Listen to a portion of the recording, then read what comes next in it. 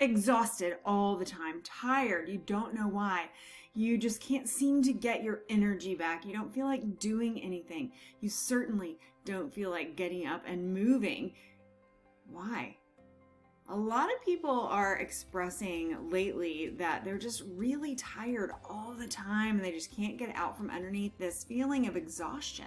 Well, if this sounds like you, I'm going to talk about a couple of the reasons that you may be feeling exhaustion, just because understanding the cause of it can help lead to a solution. But then I'm also going to tell you 4 things that you need to be doing so that you can crawl out of that exhausted rut. Okay, so you're going to get that in just a second, but before I give you the goods, will you please check and see if you're a subscriber of this channel? And if not, go ahead and hit that subscribe button and that bell. The bell lets you know when we've dropped a video like this to help you live a better life. GILD Coaching. More success, less stress. Help me, I'm tired all the time. I'm so exhausted. I don't know what to do. I don't have energy to do anything that I want to do. I don't even have energy to do some of the things that I have to be doing or should be doing. Does any of this sound familiar? I hear this all the time when people first come to us, but we make some little tweaks and we put their life in order. So if you are facing exhaustion, if you're feeling tired all the time, or even a lack of motivation, we just covered that, how to get motivated and stay on track.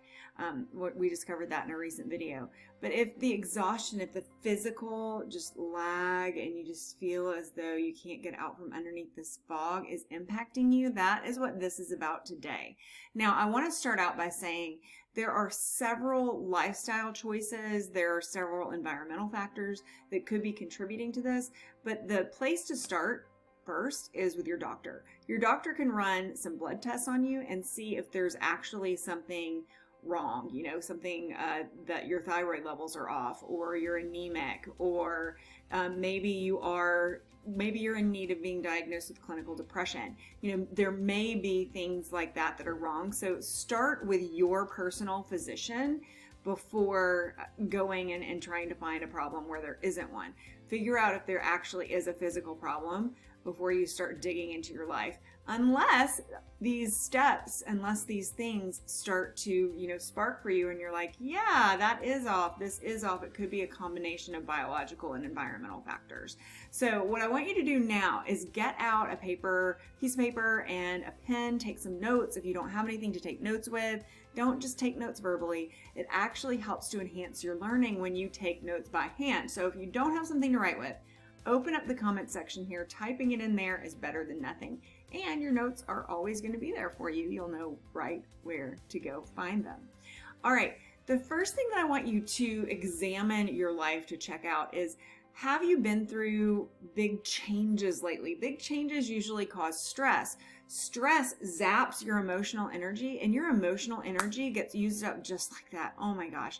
It's kind of like a battery that can't keep a charge. It's like fully charged and then just zapped. And when your emotional energy is gone, it really impacts your mechanical energy, your mental energy. And so you really need to honor what your body needs. If you've gone through major loss, grief, I know that the pandemic has caused a lot of stress, financial worries, things like that.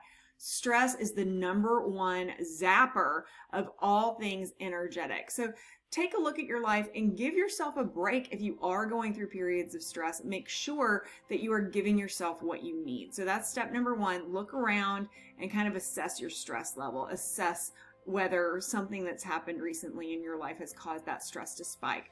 Okay, one of the things that you need if you're going under stress is extra sleep. And that is something that especially adults these days, very busy people, are very bad at giving themselves, is adequate sleep. So when you're going through a hard time, when you're going through stress, when you are feeling exhaustion, you need sleep. But what we're doing is we're spending more time on our phones. We're watching television as we fall asleep. All this blue light actually causes to increase our stress more. So you need a positive sleep routine. All right, so I've got a free download for you for a positive morning routine for success, a positive morning routine actually starts the night before with preparing for good rest, because tomorrow doesn't have any hope if you're not rested and prepared for it. So we've also given you an entire sleep playlist with meditations leading up to sleep, and then music to play the whole time that you're sleeping. And so we have linked that in the video description below. Go ahead, like that playlist, and turn it on when it's ready for bed, and then turn the screen off and just let the audio play. Do the deep breathing, do the meditations that you're guided through, and then as it's time for you to be guided off to sleep, there will be music with binaural beats and tones that will help program your subconscious mind for a more positive tomorrow. You've got to make sure that you're getting enough sleep. The average adult needs anywhere from 6 to 9 hours of sleep a night. And again, if you're going through stress, grief, change, anything, which most of us are always going through something stressful, you just need to make sure that you're getting enough and that you're giving yourself more during those times. So make sure that you're getting enough sleep, you have a positive evening routine to set yourself up for good, restful sleep. No noises, no lights, no notifications, things like that.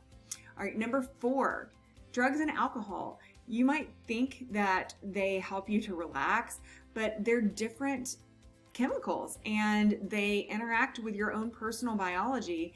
And even though sometimes people say, oh, I drink alcohol, it makes me sleepy. It does, it can, but it doesn't give you good rest. So don't drug yourself into sleep. Allow your body produces all of the hormones and chemicals that you need to get sleepy. So allow your body the opportunity to do that. Because when you're consuming drugs and alcohol, especially in the evening during the few hours just preceding bedtime, it is actually prohibiting some of your normal biological patterns from happening. So let those things be few and far between. Don't have them be part of your day-to-day lifestyle. And number 4, this is a big one, and it's not going to sound like it makes sense at first, but give me a chance because I promise that it's true. All right, when you're exhausted, when you're tired, when you don't feel like doing anything, you don't feel like doing anything, but lack of exercise actually causes you to feel more tired. Now, that doesn't really make sense because you say, well, if I'm too tired to exercise, how could not exercising make me even more tired? But it does. Utilizing your mechanical energy actually builds up your energy stores. So you might have like a healthy tired, what I would call a healthy level of tired after a good workout because you've earned that tired.